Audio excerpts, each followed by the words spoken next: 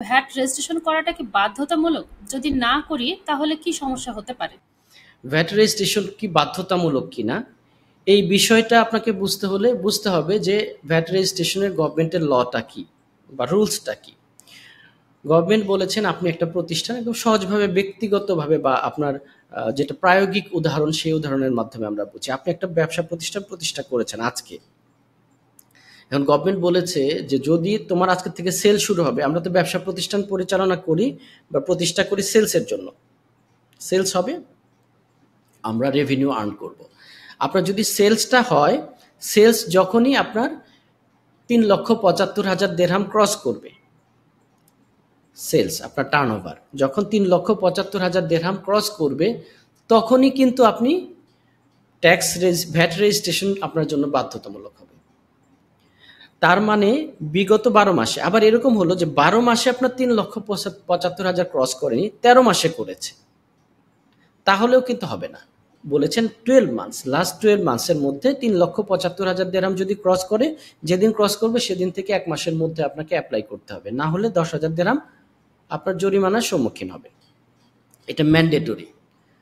আর আছে যদি 1,87,500 দেরহাম ক্রস করে, তাহলে আপনি ঐচ্ছিক ভলেন্টারিলি আপনি অ্যাপ্লাই করতে পারেন, না করলে কোনো পেনাল্টি নাই, বাট আপনি চাইলে করতে পারেন অ্যাপ্লাই ভ্যাট রেজিস্ট্রেশনের জন্য।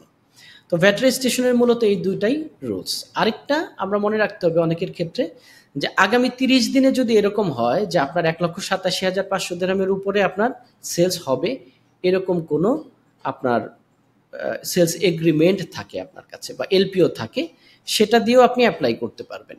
তাহলেও আপনি ট্যাক্স সার্টিফিকেটের জন্য বা ভ্যাট সার্টিফিকেটের জন্য অ্যাপ্লাই করতে পারেন, বা আগামী 1 মাসে বা 30 দিনের মধ্যে আপনার 3,75,000 দেরহাম আপনার সেলস ক্রস করবে, এরকম যদি এলপিও থাকে, সেলস কন্ট্রাক্ট থাকে, এগুলো দিয়েও আপনি অ্যাপ্লাই করতে পারবেন ভ্যাট রেজিস্ট্রেশনের জন্য।